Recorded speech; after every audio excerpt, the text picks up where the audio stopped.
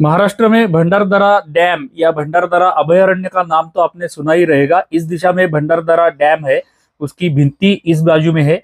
ये अभयारण्य में जाने का मार्ग है। इस अभयारण्य के क्षेत्र में अनेक पिकनिक स्पॉट्स है जो पर्यटकों को आकर्षित करते रहते हैं। एक तो भंडारदरा डैम भी है और अभयारण्य भी है, इसलिए यहाँ पर अनेक पर्यटक वर्ष भर आते रहते हैं। यहाँ पर जितने भी पिकनिक के स्पॉट्स है देखने जैसे, उनका फलक बाई बाजू में वहां पर लगाया गया है। इस फलक पर जितने भी आकर्षण केंद्र है, उनमें से सबसे आकर्षित करने वाला मुख्य मंदिर जो है, वो मंदिर हमें आज देखना है, जिसका नाम है श्री अमृतेश्वर मंदिर। अत्यंत सुंदर मंदिर हमें देखना है, तो आइए मंदिर की दिशा में मार्गक्रमण करना आरंभ करते हैं। अमृतेश्वर मंदिर में बाहर हमारी ऐरावती हमने पार्क कर दी है, आप देख सकते हैं। उसके सामने ही, पार्किंग के सामने ही हमें एक सुंदर पुष्करिणी तालाब दिखाई देता है। ये पुष्करिणी तालाब अत्यंत प्राचीन है और इसमें देखने जैसा बहुत कुछ है। इसमें उतरने के लिए तीन बाजू से तीन सीढ़ियां बनाई गई है। सामने एक है, इस दिशा में एक है और दूसरी दिशा में एक सीढ़ियां बनाई गई है। इस पुष्करिणी तालाब में बहुत सारे देव कोष्टक बनाए गए हैं और उन देव कोष्टकों में विविध देव देवताओं के मूर्तियां बनाई गई है और प्रत्येक देव कोष्टक को सुंदर शिखर भी बनाए गए हैं। ये शिखर आप देख सकते हैं, अत्यंत सुंदर शिखर सारे देव कोष्टकों को बनाए गए हैं। जो हम अभी देखने जा रहे हैं उसमें देखने जैसा बहुत कुछ है, इसलिए हम इस मंदिर का चलचित्रों का विभाजन दो भागों में कर रहे हैं। ये उसमें से पहला भाग है, ये ध्यान में रखिए। इसके आगे आने वाला दूसरा भाग भी इस मंदिर का अवश्य देखिए, ये आपसे हृदयपूर्वक प्रार्थना है। तो आइए मंदिर के अंदर प्रवेश करते हैं, मंदिर के प्रांगण में जाते हैं। नमस्ते दर्शकों, आइए देखते हैं भारत का सौंदर्य और वैभव। आज हम आपको भारत का सौंदर्य और वैभव तो दिखाने ही वाले हैं, किंतु आज जब जिस स्थान पर हम खड़े हैं वो स्थान पूरे एक अभयारण्य में है। मैं आपको कुछ स्थान के नाम बताता हूँ ताकि आपको पता चलेगा कि हम कहाँ पर खड़े हैं। मेरे एक बाजू में आप देखेंगे तो एक बाजू में यहाँ पर कलसूबाई का शिखर है, दूसरी बाजू में रतनगढ़ नाम का किला है, तीसरी बाजू में भंडारदरा नाम का धरण है और चौथी बाजू में हमें हरिश्चंद्रगढ़ दिखाई देता है। तो ऐसे चार महत्वपूर्ण स्थानों के मध्य में अभयारण्य में एक सुंदर मंदिर है जिसका नाम है श्री अमृतेश्वर मंदिर। जो मेरे पीछे आपको दिख रहा है, यह अमृतेश्वर मंदिर में आपको थक्क करने वाला नक्शेकाम देखने के लिए मिलने वाला है। तो ये वीडियो अंत तक देखिए, ये आपसे प्रार्थना है। अमृतेश्वर मंदिर के प्रांगण में आते ही हमें सामने प्रवेश मंडप या नंदी मंडप दिखाई देता है। यहाँ पर दो नंदी महाराज हमें दिखाई देते हैं। अभी आप जो देख रहे हैं ये मंदिर का प्रवेश मंडप है और इस प्रवेश मंडप से अंदर हम देखेंगे तो यहाँ पर मुख्य गर्भगृह है। तो इस गर्भगृह को जाने के लिए इस मंदिर में दो मार्ग है, जो एक अभी हम देख रहे हैं और एक दूसरी बाजू से है। उस बाजू से प्रवेश मंडप, सभा मंडप सब कुछ है और ये बाजू से भी एक मार्ग है। तो ये दो प्रवेश मार्ग वाला मंदिर है। सामान्यतः कोई भी प्रवेश मंडप को चार स्तंभ बनाए हुए होते हैं, किंतु यहाँ पर हमें सामने की दिशा में तीन स्तंभ दिखाई देते हैं। बाजू वाले दो स्तंभ है और मध्य में एक स्तंभ मूल प्रवेश मंडप को आधार देने के लिए लगाया हुआ हमें दिखाई देता है। मैं वो थोड़ा स्तंभ आपको क्लोजअप में दिखाता हूँ। महाराष्ट्र में अनेक गांवों में वीरगढ़ रखने की प्रथा है। आप देख सकते हैं इस स्तंभ पर वीरगढ़ बनाए गए हैं। ये वीरगढ़ कुछ वीरों की स्मृति में बनाए जाते हैं। युद्ध में देश के लिए या धर्म के लिए युद्ध करते हुए वीर गति को प्राप्त होता है, उसकी स्मृति में ऐसे वीरगढ़ बनाए जाते हैं और ये गांव में या मंदिर में रखे जाते हैं। ऐसी महाराष्ट्र में प्रथा है। ऐसे दो वीरगढ़ लाकर यहाँ पर रखे गए हैं, जिसमें हमें ऊपरी भाग में दिखाई देता है कैलाश का प्रतीक करके महादेव की पूजा करता हुआ वो वीर और उसकी पत्नी दिखाई जाते हैं। उसके नीचे वाले स्तरों में हमें युद्ध करते हुए पुरुष या महिलाएं भी हमें देखने के लिए मिलती है और सबसे नीचे वाले स्तर में हमें घर के पशुओं की रक्षा करते हुए या पशु घर के धनी की रक्षा करते हुए हमें दिखाई देते हैं। ऐसे वीरगढ़ महाराष्ट्र में बहुत सारे स्थानों पर दिखाई देते हैं। उनमें से कुछ वीरगढ़ उठाकर यहाँ पर लाके मंदिर के प्रवेश मंडप को आधार देने के लिए ये मध्य वाला स्तंभ लगाया गया है। अभी हम अन्य स्तंभ देखेंगे। नीचे के स्तर में नक्शेकाम बनाया गया है, उसके ऊपर एक बड़े आकार का शिल्प है जिसको हमें अभी तीन हाथ तो दिखाई दे रहे हैं। एक हाथ उसका तोड़ा गया रहेगा, मुगलों द्वारा भंजन उसका किया गया रहेगा और ये जीर्ण अवस्था में भी है। इस बड़े शिल्प के ऊपर हमें कुछ छोटे छोटे आकार के लगभग 6 इंच आकार के शिल्प दिखाई देते हैं। कुछ देव देवताओं के शिल्प है। हो सकता है, संभवता है कि ये विष्णु महाराज का शिल्प हो सकता है, जीर्ण अवस्था में है। उसके ऊपर रिद्धि सिद्धि सहित गणेश जी का दर्शन हमें हो जाता है।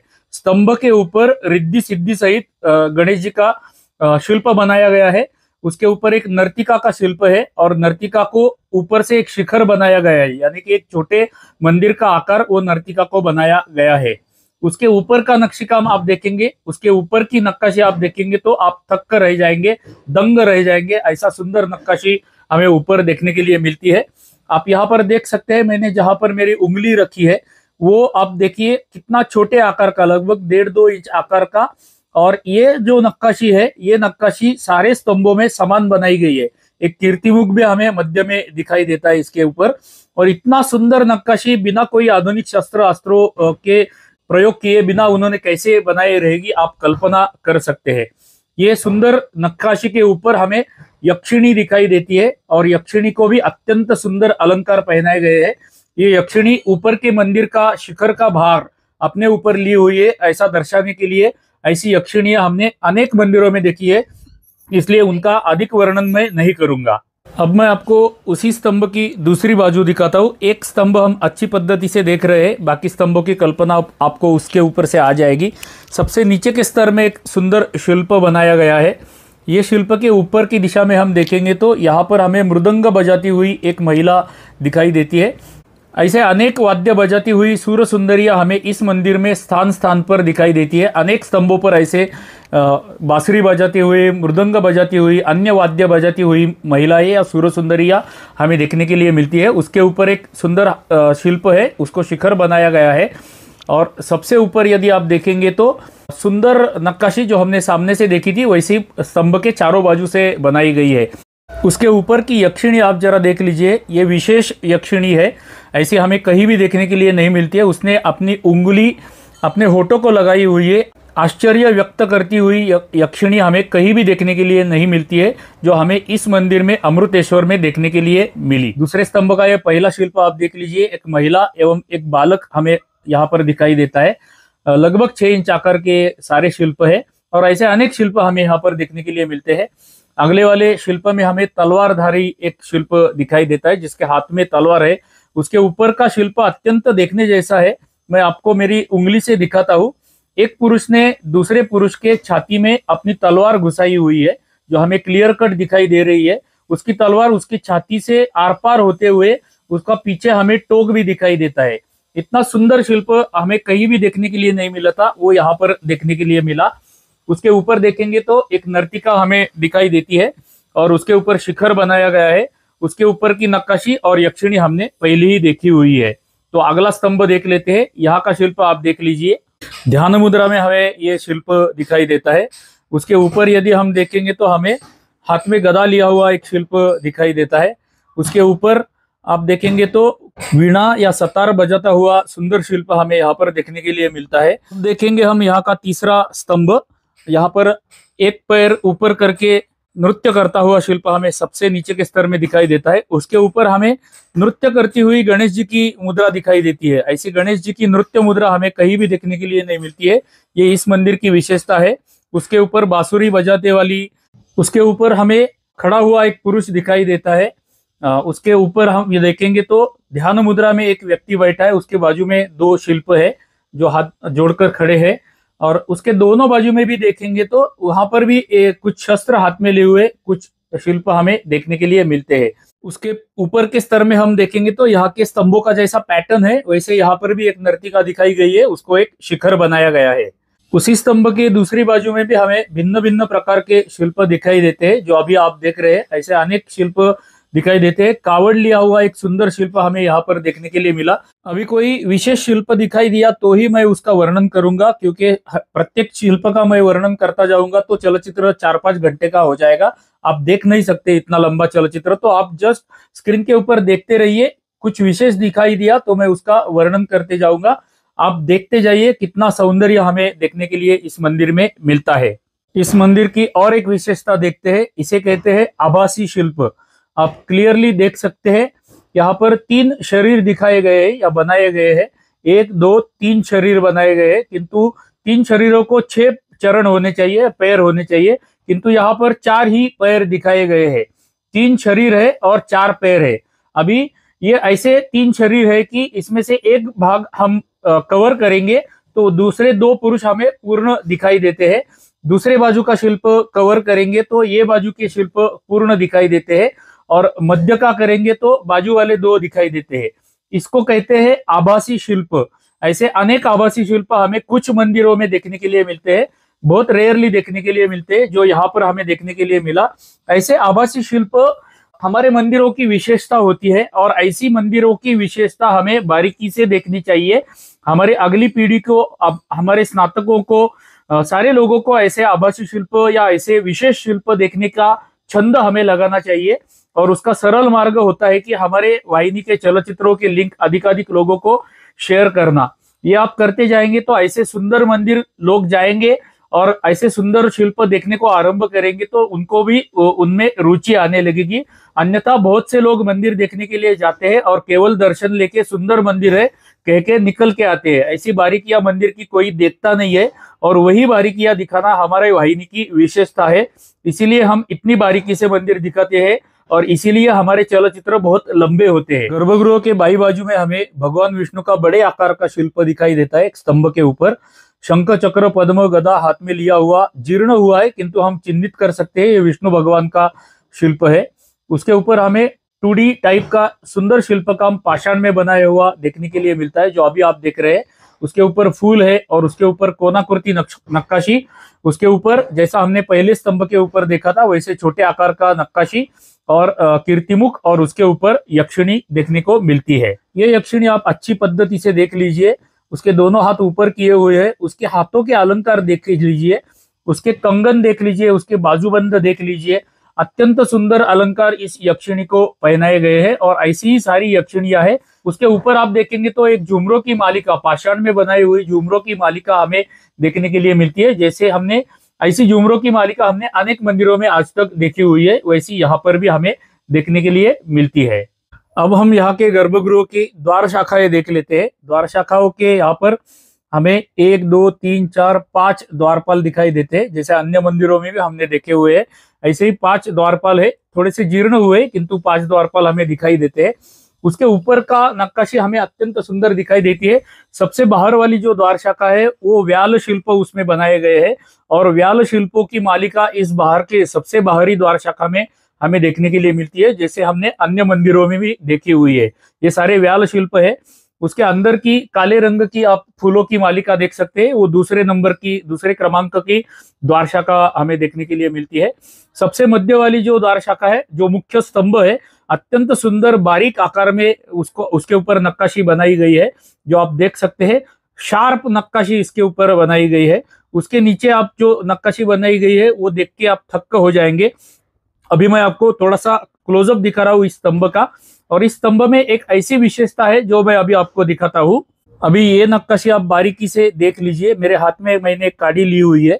पाषाण का सामने का जो भाग है वो वैसे के वैसा ही रखा गया है, और उसके पीछे का भाग छिन्नी और हथौड़ी से तराश कर निकाला गया है। सामने का पाषाण वैसे के वैसा है, और अंदर से उसके पाषाण निकाला गया है। यह हम काड़ी डाल के या उंगली डाल के भी चेक कर सकते हैं। ऊपर की दिशा में उससे भी थोड़े छोटे आकार का सामने का पोर्शन वैसे ही रखा गया है, पाषाण का है, और उसके अंदर का छोटी छिन्नी से ये अंदर का पाषाण तर्रास कर निकाला गया है। तो इससे आप कल्पना कर सकते हैं कि हमारे पूर्वज कितने कुशल कारागिर रहेंगे, इसकी हमें इसके ऊपर से कल्पना आती है। ये मंदिर का सौंदर्य है, ये भारत का वैभव है, ये हमें देखना चाहिए। किसी भी मंदिर में हम जाते हैं तो ऐसी मंदिर की बारीकियां और विशेषता जो हमारे पूर्वजों ने हमारे लिए निर्माण करके रखी है वो हमें देखनी भी चाहिए, और अन्य लोगों को देखने का छंद भी, रुचि भी हमें उनमें निर्माण करनी चाहिए। तो चलिए आगे चलते हैं। ये उसके अंदर की 2 द्वार शाखाएं आप देख लीजिए। ये दोनों द्वार शाखाओं के ऊपर अत्यंत सुंदर फूल और वेल बनाए गए हैं, और ये जैसे बाई बाजू में होते हैं वैसे ही ऊपर होते हैं, और वैसे ही दाई बाजू में होते हैं। मध्य में हमें ललाट बिंब में गणेश जी की स्थापना की हुई दिखाई देती है। गणेश जी का दर्शन लेके अंदर के महादेव का दर्शन लेना है। और ये देख रहे हैं आप दाहिनी बाजू की द्वार शाखाएं और द्वारपाल। हम जो मंदिर की बारकाइयां दिखाते हैं, ऐसी मंदिर की बारकाइयां कोई भी चैनल पर आपको यूट्यूब पर या फेसबुक पर या कहीं भी देखने के लिए नहीं मिलेगी जो हम दिखाते हैं, और यही हमारे वाहिनी की विशेषता है। अब गर्भगृह के प्रवेश द्वार के ऊपर का भाग आप देख लीजिए। अत्यंत छोटे आकार की नक्काशी यहाँ पर बनाई गई है। छोटे झुमरों की मालिका तो है ही, किंतु यहाँ पर जो शिल्प बनाए गए हैं ना वो विशेष है। अभी आप ये शिल्प देख लीजिए, उसका मुखौटा नीचे भूमि की दिशा में बनाया गया है, 3D टाइप में या प्रोजेक्टेड ये शिल्प बनाया गया है। इस शिल्प के पीछे आप देखेंगे तो शेषनाग जैसे होता है, उसके फने जैसे होते हैं, वैसा कुछ शिल्प आकार ऊपर बनाया गया है, किंतु प्रोजेक्टेड ये 3D टाइप का शिल्प ऊपरी भाग में बनाया गया है। कितनी विशेषता हमारे पूर्वजों में थी। बाई बाजू का थोड़ा सा शिल्प टूट गया है, किंतु दाहिनी बाजू का हमें सुंदर शिल्प देखने के लिए यहाँ पर मिलता है। मध्य में 2D टाइप का या डिजिटल डिजाइनिंग जैसा शिल्प काम हमें बनाया हुआ देखने के लिए मिलता है। और यही हमारे मंदिरों की विशेषता होती है। आप नीचे भगवान का दर्शन ले रहे हैं और ऊपर नहीं देखेंगे तो ऐसे मंदिर में आने का कुछ फायदा नहीं है। अभी आप ऊपर की दिशा में देखकर थक्क होने वाले हैं, जो मैं अभी आपको दिखाने वाला हूँ। यहाँ पर आप देख सकते हैं प्रवेश मंडप का छत अभी हम देख रहे हैं, और आधा मंदिर भी हमारा देख के नहीं हुआ है। ऊपर आप त्रिकोणी पाषाण में बनाया हुआ कीर्तिमुख देख सकते हैं, जिसको तेल लगाया गया है, और ऐसे कीर्तिमुख चारों कॉर्नर के पाषाणों में लगाए गए हैं। उसके ऊपर आपको यक्षिणी दिखाई देती रहेगी। इस भाग में यक्षिणी है, एक बांसुरी बजाती हुई सूर्य सुंदरी है, एक मृदंग बजाती हुई सूर्य सुंदरी है, और एक सितार या तंबूरा बजाती हुई सूर्य सुंदरी हमें ऊपर की दिशा में देखने के लिए मिलती है। उसके ऊपर के पट्टे में आप देखेंगे तो अत्यंत सुंदर बारीक आकार की नक्काशी यहाँ पर बनाई गई है, जो चारों बाजू में हमें देखने के लिए मिलती है। ये प्रवेश मंडप का छत हम देख रहे हैं, ये इसकी नक्काशी आप देख लीजिए, ये ऊपरी भाग में कैसे बनाया रहेगा हमारे पूर्वजों ने, और कितने कष्ट उन्होंने हमारे लिए करके रखे हैं। ये हमारे लिए बनाया हुआ सौंदर्य है, और ये सौंदर्य भारत का हमें देखना चाहिए और बारीकी से देखना चाहिए, तभी हमें ये बारकाइयाँ दिखाई देती है। ऊपर के दिशा में आप कीर्तिमुख अनेक बनाए हुए देख सकते हैं। मध्य में मैं आपको थोड़ा सा जूम करके दिखाता हूँ, जो लोखंड का पाइप लगाया गया है उसके ऊपर आप देख सकते हैं एक नृत्य करता हुआ शिल्प है, उसके पैरों के नीचे हाथी दिखाया गया है, और अत्यंत सुंदर शिल्प हमें ऊपर मध्य भाग में प्रोजेक्टेड दिखाई देता है। अभी मैंने आप जूम किया है, आप क्लियरली देख सकते हैं। नीचे हाथी है और उसके ऊपर पैर रखकर नृत्य कर रहा है, या ऐसी कुछ मुद्रा है। इतना सुंदर शिल्प प्रवेश मंडप के छत में देखने को मिलता है। ये प्रवेश मंडप है जो अभी हमने पिछले 15-16 मिनट में देखा था, जिसके ऊपर की सुंदर नक्काशी हमने देखी थी। प्रवेश मंडप को बाहर से की हुई झुमरों की मालिका हमने देखी, उसके ऊपर शिखर था, उसका ऊपरी भाग अभी टूट गया है, किंतु थोड़ा सा छोटा सा शिखर हमें उसको दिखाई देता है। ये अभी आप जो देख रहे हैं पटल पर, ये मुख्य गर्भगृह है। ये सामने प्रवेश मंडप से अंदर जाने के बाद सामने हमें गर्भगृह दिखाई देता है, और ये गर्भगृह की बाहर की बाजू अभी हम देख रहे हैं। इसको भी बाहर से अत्यंत सुंदर नक्काशी बनाई गई है। इतनी सुंदर नक्काशी है कि हम देखते ही रह जाते हैं। ये ऊपर आप नक्काशी देख सकते हैं, कोणाकृति नक्काशी, और उसके ऊपर भूमिज पद्धति का शिखर, एक के ऊपर एक छोटे छोटे शिखर होते जाने वाला, भूमि से निकला हुआ है बाहर ऐसे दिखने वाला भूमिज पद्धति का सुंदर शिखर, जो महाराष्ट्र के मंदिरों की विशेषता है। ये संपूर्ण पाषाण में बनाया हुआ मंदिर का गर्भगृह का शिखर हमें यहाँ पर देखने के लिए मिलता है, जो देखकर हम थक्क हो जाते हैं। तो आइए थोड़ा सा आगे चलते हैं और मंदिर की वो बाजू की दिशा में आगे चलते हैं। चलिए, अभी हम मंदिर की दाहिनी बाजू देख रहे हैं। ये दाहिनी बाजू गर्भगृह की बाहर की बाजू है। इसको एक देव कोष्टक बनाया गया है बाहर की बाजू से। देव कोष्टक में कोई मूर्ति नहीं है, किंतु सुंदर स्तंभ उसके बनाए गए हैं, और स्तंभों के ऊपर सुंदर नक्काशी है। उसके ऊपर का छत का भाग आप मंदिर का देख लीजिए, उसको झुमरों की मालिका और सुंदर कोणाकृति नक्काशी बनाई गई है, और उसके ऊपर के भाग में शिखर का बाहरी भाग में जो बनाया गया सुंदर नक्काशी है वो आप देख लीजिए। मैंने अभी थोड़ा सा जूम आउट किया हुआ है। अभी आपको पूरा शिखर एक ही स्क्रीन में दिखाई देगा, और अत्यंत सुंदर मनोहारी दृश्य हमें संध्या समय में यहाँ का मंदिर का दर्शन करने को मिला। इस मंदिर के पहले भाग के आरंभ में मैंने आपको बताया था, इस दिशा से हम आए थे अंदर। यहाँ का प्रवेश मंडप हमने देखा, गर्भगृह हमें बाद में देखना है। उस गर्भगृह को आने के लिए दूसरे बाजू से भी सभा मंडप है सामने, और यहाँ से एक प्रवेश द्वार है। ये जो सभा मंडप है उसको भी बाहर से अत्यंत सुंदर नक्काशी बनाई गई है। आप यहाँ पर मध्य में देख सकते हैं, उसको एक जाल वातायन बनाया गया है। जाल वातायन यानी कि मंदिर में वात आने जाने के लिए जो बनाया जाता है। वात यानी कि उर्दू आर्मी में उसको हवा बोलते हैं, उसको हमारी भाषा में वात बोलते हैं। वात अंदर बाहर जाने आने के लिए जाल वातायन होते हैं, जाली है इसके लिए जाल वातायन इसको बोलते हैं। इसको भी सुंदर स्तंभ और उनके ऊपर भी नक्काशी बनाई गई है। उसके ऊपर एक छोटा सा शिखर बनाया गया है, और बाजू में दो महिलाओं के शिल्प सुंदर हमें देखने के लिए जाल वातायन के ऊपर की दिशा में देखने के लिए मिलते हैं, जो अभी आप पटल पर देख रहे हैं। उस जाल वातायन के ऊपर का सुंदर नक्काशी आप देख लीजिए, अत्यंत सुंदर बारीक आकार में। मैं सारा वर्णन नहीं कर सकता हूँ क्योंकि इतना कुछ देखने जैसा है कि हम दो भाग कर रहे हैं इस मंदिर के, दो चलचित्र कर रहे हैं। जो हम पहला देख रहे हैं उसके आगे भी एक आएगा, किंतु बहुत कुछ देखने जैसा है। ये ऊपरी गोल आप देख लीजिए कितना सुंदर हमें देखने के लिए मिलता है। क्या मैं इसका वर्णन करूं, मेरे पास शब्द नहीं इस सौंदर्य का वर्णन करने के लिए। ये भारत का सौंदर्य है, ये वैभव है भारत का। ये केवल दक्षिण भारत में ही देखने के लिए नहीं मिलता है, महाराष्ट्र में भी ऐसे सुंदर सैकड़ों मंदिर हमें देखने के लिए मिलते हैं जो हमें देखने चाहिए। अभी हम अमृतेश्वर मंदिर के दूसरे प्रवेश द्वार के सामने आए हैं। जिस दिशा में इस प्रवेश द्वार से अंदर जाने के बाद हमें सभा मंडप लगता है और सभा मंडप के अंतर हमें गर्भगृह का द्वार लगता है। अभी हम मंदिर के ये सामने वाली बाजू, प्राचीन कालावधि की सामने वाली बाजू, दाएं बाजू से बाई बाजू तक देखते हैं। अत्यंत सुंदर नक्काशी सामने की बाजू से भी बनाई गई है, मध्य भाग में और नीचे के स्थल में भी अत्यंत सुंदर नक्काशी बनाई गई है। और इस बाजू का जो प्रवेश द्वार है, यह प्रवेश द्वार भी अत्यंत सुंदर है। यहाँ पर आप शिल्प देख लीजिए, बहुत बड़े आकार का शिल्प है। अभी मुगलों ने, आक्रांताओं ने इसका भंजन किया हुआ है, किंतु हम चिन्हित कर सकते हैं।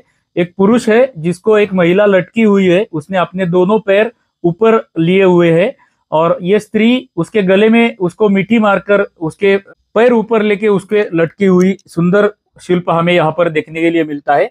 इस दिशा में भी 5 द्वारपाल बनाए हुए हमें दिखाई देते हैं। ये अत्यंत सुंदर द्वारपाल है, अभी जीर्ण होने लगे हैं, किंतु इनके ऊपर के सुंदर अलंकार आज भी हमें देखने के लिए मिलते हैं। मध्य में एक विष्णु का सुंदर शिल्प है जिसको भी अत्यंत सुंदर अलंकार पहनाए गए हैं। प्रतिहारी का शिल्प हमें यहाँ पर देखने के लिए मिलता है। अभी और कुछ सालों बाद ये जीर्ण होते जाने वाला पाषाण होने के कारण हमें देखने के लिए नहीं मिलेगा, किंतु अभी जो हमें देखने के लिए मिलता है वो हमें देखना चाहिए और उसका आनंद हमें लेना चाहिए। और हम जैसा आनंद लेते हैं वैसा अन्य लोगों को भी हमें आनंद देना चाहिए। आप शिल्प देखते रहिए, मैं सारे शिल्पों का वर्णन नहीं करूंगा, आपको पटल पर दिख रहे, आप आनंद लेते रहिए। ये विशेष शिल्प आप देख लीजिए, यहाँ पर एक महिला पलंग पर लेटी हुई है, उसके बाल आप देख सकते हैं, उसके केश रचना आप देख सकते हैं, और दूसरी महिला उसके पैर दबा रही है, उसकी सेवा कर रही है। ऐसा सुंदर शिल्प मंदिर के सभा मंडप के बाहर के प्रवेश द्वार में हमें देखने के लिए मिला। ऐसे अनेक विशेष शिल्प हमें देखने के लिए मिलते हैं जो हमें बारीकी से देखने चाहिए। पुनः पुनः मेरे बोली में वही शब्द आ रहे हैं, किंतु ये विशेषता मंदिर की होती है और ये ऐसी विशेषता उस कालावधि के समाज जीवन का दर्शन हमें कराती है। उस कालावधि में कैसा समाज जीवन रहेगा वो हमें, उसकी कल्पना हमें आज आती है, जो 1000 वर्ष पहले समाज जीवन हमारे पास था। ये सुंदर नक्काशी आप देखते रहिए, यक्षिणी देखते रहिए, झुमरों की मालिका देखते रहिए और आनंद लेते रहिए, आनंद लेते रहिए, आनंद लेते रहिए।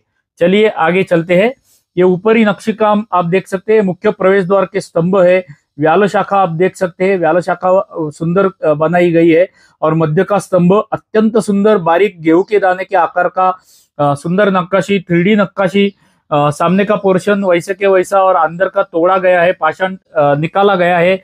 इतना सुंदर, जैसा हमने वो प्रवेश द्वार में देखा था उतना ही सौंदर्य इस प्रवेश द्वार में भी हमें दोनों बाजू में देखने के लिए मिलता है, दाई बाजू में भी और बाई बाजू में भी। आप देखते रहिए, मैं आपको पटल पर दिखा रहा हूं और आप ये छोटे आकार का नक्काशी आप देख लीजिए, गेहूं के दाने के आकार का बराबर का नक्काशी आप देख सकते हैं। ये 3D टाइप का नक्काशी, इसके पीछे हम उंगली डाल के चेक कर सकते हैं।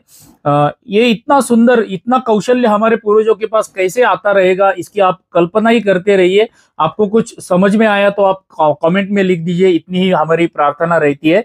चलिए आगे चलते हैं क्योंकि हमारे पास समय की मर्यादा है। यहाँ पर जैसे बाई बाजू को नक्काशी है वैसे ही दाहिनी बाजू को भी देखने के लिए मिलती है। अभी हम इस चलचित्र को आरंभ करके लगभग 25-26 मिनट हो चुके हैं, तो हम इस चलचित्र की इतिश्री की दिशा में जाते हैं। हमारी नित्य की प्रार्थना करने से पहले आपको स्मरण दिलाता हूँ फिर से, ये अभी मंदिर का पहला चरण हम देख रहे हैं, पहला भाग देख रहे हैं। हमारे अगले चलचित्र में हम यहीं से मंदिर देखना क्रमशः करेंगे। ओम त्र्यंबकं यजामहे सुगंधिं पुष्टिवर्धनम् उर्वारुकमिव बन्धनान् मृत्योर्मुक्षीयमामृतात्। हमारी नित्य की प्रार्थना तो आपसे रहती है कि यदि जो हम प्राचीन मंदिर दिखाते हैं हमारी वाहिनी पर वो आपको अच्छे लगते रहेंगे तो कृपया हर चलचित्र को लाइक किया कीजिएगा, एक छोटा सा कमेंट भी हर चलचित्र को कर दिया कीजिएगा। हमारी वाहिनी को यदि अभी तक आपने सब्सक्राइब नहीं किया रहेगा तो सब्सक्राइब भी कर दीजिए, ये आपसे हृदयपूर्वक प्रार्थना है। चलिए तो ऐसे ही किसी सुंदर मंदिर के अगले चलचित्र में मिलते हैं, तब तक के लिए आप सभी को धन्यवाद, धन्यवाद, धन्यवाद।